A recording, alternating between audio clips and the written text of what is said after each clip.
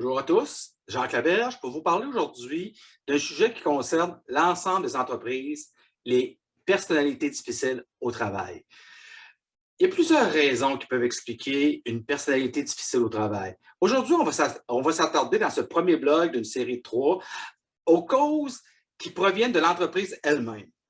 Première cause qui pourrait justifier des comportements difficiles au sein de votre organisation, c'est les valeurs et la culture de l'entreprise. Clairement, si on engage des gens qui n'ont pas les mêmes valeurs et qui ont la difficulté à s'imprégner de notre culture d'entreprise, on va être confronté à court ou moyen terme à des enjeux de valeurs et ça va amener un choc au sein de l'organisation.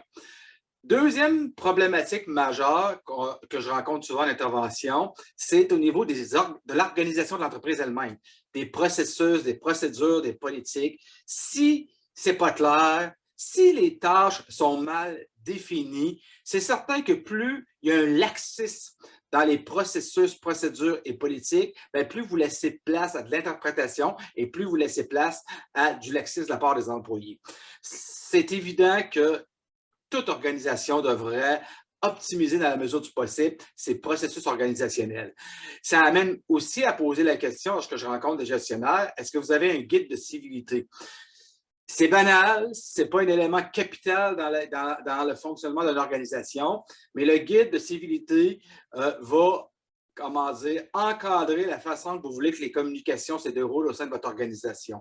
Si vous avez un guide de civilité, c'est plus facile de sévir sur un comportement difficile, sur un employé qui s'accueillerait après un autre employé. Là, vous avez établi des règles. C'est clairement établi. Vous avez un document sur lequel vous appuyez si vous faites un redressement d'employé.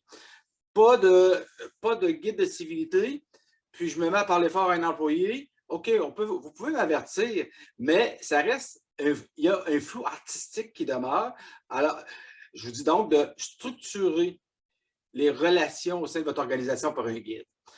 Évidemment, je vous ai parlé tantôt de la définition des tâches. Ça, c'est majeur. Moi, j'ai été dans une entreprise en intervention où les tâches qui étaient définies dans le classeur des RH et les tâches de la personne sur le terrain n'étaient pas les mêmes. Oh, l'employeur me disait, ouais, mais je ne comprends pas, l'employé ne semble pas faire ce qu'on voudrait qu'il fasse. Mais là, quand tu faisais juste comparer deux listes qui n'avaient pas été mises à jour, ben, c'était la faute directe de la direction de ne pas avoir fait sa job, de ne pas avoir mis à jour ses tâches. Donc, assurez-vous qu'il y a une concordance entre ce que l'employé doit faire, les tâches qui lui sont dévolues et ce que vous avez dans vos dossiers qui devraient être faits. Autre point, et ça c'est majeur, les indicateurs de performance, les KPI, les fameux KPI. Si on n'est pas capable de voir l'importance du travail d'un employé, bien, ça entraîne la paresse sociale. La paresse sociale, c'est un petit peu comme le Canadien de Montréal, on ne sait pas qui travaille et qui ne travaille pas. Autre exemple, soupe à la corde. Tout le monde a l'air de tirer fort, mais il y en a peut-être un qui fait juste grimacer et il ne tire pas. Les indicateurs vous permettent de voir l'impact du travail d'une personne sur, par rapport aux objectifs qui lui sont dévolus. Si vous n'avez pas d'indicateur de performance, c'est beaucoup plus difficile de voir à quel point l'employé répond aux objectifs qui lui sont fixés. Je suis conscient que dans certains cas, c'est beaucoup plus difficile d'avoir des indicateurs de performance pour des tâches plus cléricales que, par exemple, en vente, où vous avez le nombre de ventes, vous avez le chiffre de vente, ça, c'est évident, ça saute aux yeux comme indicateur de performance. Mais on doit toujours avoir des indicateurs et surtout évaluer régulièrement le travail de nos employés. Un employé qui n'est pas évalué va se sentir souvent comme abandonné ou isolé et il va peut-être prendre des mauvaises habitudes. Un gestionnaire, une entreprise doit s'assurer que tout le monde sait, ou tout le monde a les mêmes objectifs, tout le monde est enrôlé sur l'ensemble des objectifs corporatifs qui sont fixés. Évidemment, il y a la structure de l'entreprise qu'on vient de parler, organisation, KPI. Tout ça, ça se fait relativement facilement. On analyse les façons de fonctionner, on analyse la façon que la communication interne est faite au sein de l'organisation, puis on peut l'ajuster. Ce qui est plus difficile, c'est lorsqu'on joue avec l'humain, le gestionnaire en tant que tel. Il ne faut pas oublier que des employés qui peuvent être difficiles, il y a aussi des gestionnaires qui sont difficiles. Puis ça, on en parle moins, mais ça fait partie de la problématique. Si au niveau de votre organisation, vous avez des gestionnaires qui ne font pas leur job, vous avez des gestionnaires qui ne sont pas à leur place, qui ne sont pas dans la bonne chaise, bon, immanquablement, vous affaiblissez votre organisation. Outre ça, lorsque le gestionnaire est compétent et il a à gérer des personnalités difficiles, des comportements difficiles, des aptitudes qui ne sont pas conformes aux attentes de l'organisation, ce n'est pas facile. Les gens ne sont pas nécessairement formés à ça. Donc, pour certains gestionnaires, ils savent tout simplement comment on gère une personnalité difficile. C'est quoi le processus de gestion? On commence où? On fait quoi? On documente comment? On va chercher l'aide de qui? Souvent, ce n'est pas structuré dans une organisation. Donc, le gestionnaire se sent comme abandonné face à la problématique. Il avoue, ça devient très stressant pour le gestionnaire, mais il ne voit pas de solution. Donc, ça va devenir souvent plus du laisser-faire, excusez l'expression très québécoise, du patchage pour essayer de sauver au moins les apparences. Ultimement, ce manque flagrant va souvent avoir un impact sur la perception du leadership du gestionnaire vis-à-vis de son équipe. Puis ça peut même contribuer à diminuer la motivation et l'enrôlement de l'équipe. Donc, il faut former nos gestionnaires. Une autre problématique, c'est qu'il y a des gestionnaires qui n'ont pas le courage de le faire. Tout simplement, ils ne veulent pas.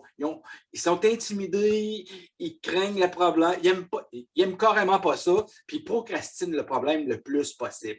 Avec tous les désavantages que ça amène, les mêmes problématiques qu'on vient de voir au niveau de la démotivation de l'équipe de travail, au niveau de manque de productivité de l'équipe.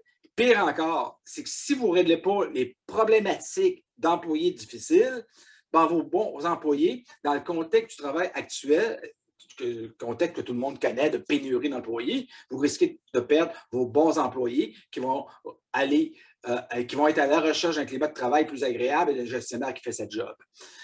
Autre problématique au niveau humain de la gestion, c'est de ne pas avoir le support. Quand tu interviens, des fois, avec une personnalité difficile, il y a des interventions qui sont minimes, qui sont faciles, qui ne sont pas trop compliquées. Mais il y a aussi des interventions majeures. Si tu interviens auprès, exemple, d'un représentant des ventes qui va chercher les meilleurs chiffres de l'équipe de vente, à quel point le grand patron, le président, la présidente de l'organisation veut que tu redresses cet employé-là au risque de le perdre. Et là, ça devient une question de valeur organisationnelle. Est-ce qu'on supporte le gestionnaire parce que c'est l'équipe qui vient, qui a priorité sur l'individu, ou parce que l'individu score a des résultats incroyables, on va oublier nos beaux principes parce qu'on ne va pas pénaliser les chiffres de l'organisation.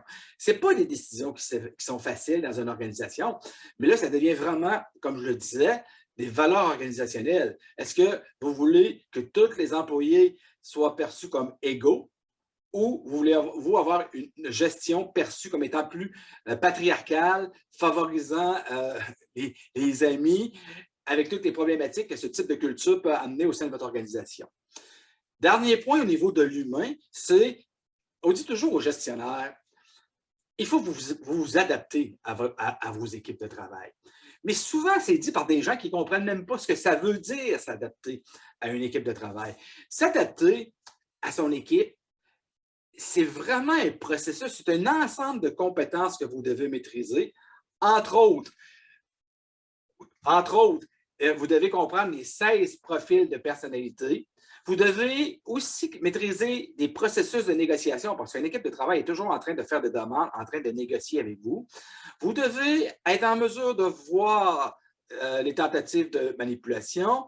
Vous êtes aussi à l'écoute des signaux faibles de conflits qu'il pourrait y avoir au sein de votre équipe.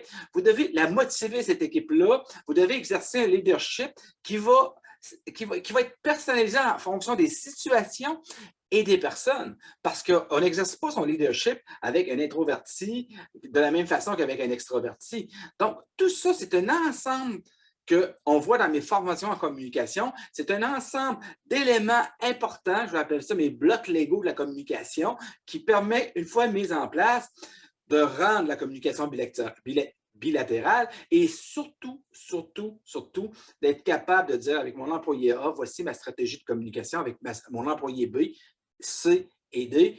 Donc, j'ai des stratégies pour chaque employé et ça rend donc ma gestion beaucoup plus efficace. Ça termine notre premier blog sur la gestion des personnalités difficiles au travail. Je vous invite à consulter mon site internet jacquelaberge.ca pour en savoir plus sur les formations qui peuvent se donner ou sur les formations en ligne aussi qui se donnent actuellement, qui vont se donner au mois de mars 2022 sur les employés difficiles. Donc, merci d'avoir visionné cette vidéo et à la semaine prochaine pour la prochaine vidéo.